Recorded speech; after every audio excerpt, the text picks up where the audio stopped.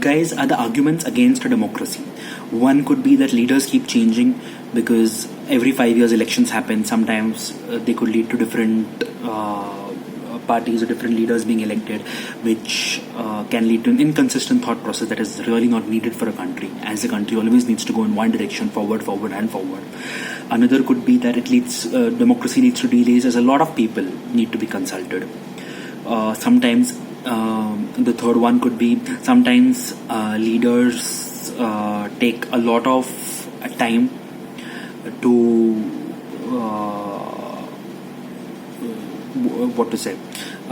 sometimes elected leaders end up taking bad decisions, end up taking wrong decisions, and they often pay with a defeat in the next election. But that happens, and sometimes a bad decision can really sort of harm a country and take it backwards.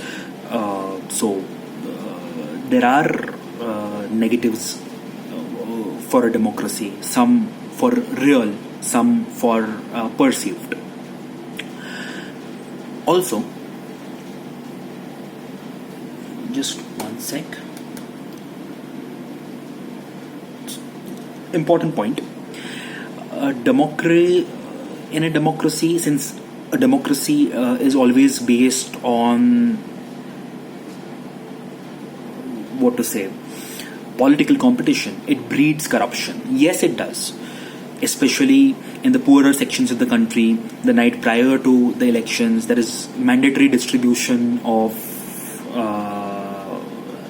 alcohol, of black money. If the next day is an election, and it could be any election, a mere corporation election or a state level election or a national level election. Why does this happen? And why do all political parties, I'd say, feel the need to do this and feel that their chances of winning increase? It is so because the educated class doesn't vote. Political parties know very well that even if the educated class does vote, it votes in such a small proportion that is so minuscule that they are unable to make any difference in the final result. They also know they don't want the educated class to vote because they know that educated class cannot be swayed. They'll ask what, how, why for every single decision taken, and they'll really think 100 times before casting a vote for someone. So they feel that uneducated people can be misled or swayed or misled easily, and hence they do that. However, it's the 2020 India that we're talking about. Even if our poor accept some certain kind of gifts, they accept it from all political parties and they vote for whom they want to as per their better judgment anyways. So things have improved. Educated class is also voting more in number, but it's still not enough, guys.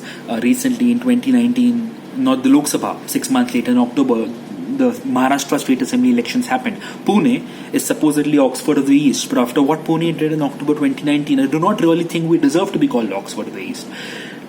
Our voting percentage was in the 40s, 42 or 44, 43 or something. So, as an educated class, we need to make our voice count. We need to really vote if the situation is to improve. So there are certain arguments. There are certain arguments against democracy.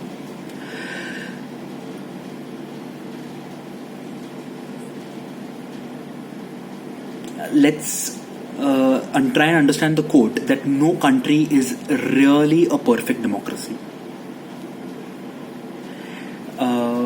Yes, no country is a perfect democracy, but then nothing in life is.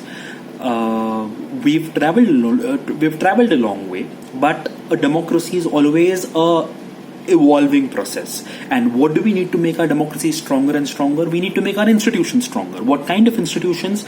Whether it be the legislature, which means the parliament, whether it be the executive, which means the government, whether it be our judiciary, which means our courts, our election commission, our media, all the institutions, we need to make it stronger. And most important for a democracy, we need to make our public participation stronger.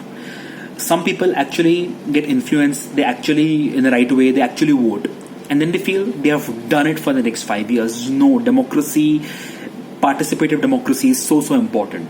Our Construction of Pune Metro again is a good example. When politicians of different party lines at the Pune level couldn't make up their mind whether Pune needs an underground metro or one over the ground, they actually consulted people, and then they arrived at a quick enough conclusion that mostly it will be over the ground, in some places it will be underground. So participative democracy, where people evolution of mechanisms, people can regularly give feedback to the concerned, where people can regularly give feedback to their representatives, is so important. We have travelled a long way since we became a republic from 1950. Just to give an example, we used to vote on pieces of paper at one point of time. Now we have fairly secure and robust electronic voting machines. So things have gotten better, but every citizen, it is everyone of us 130 crores responsibility that we maintain our democracy in the best of health. We keep our democracy in the best of health and maintain its finest traditions. And our first obligation in that sense is vote, and then it is to participate. It's our country, guys. It's very, very difficult to be a democracy. It's very easy to become a dictatorship.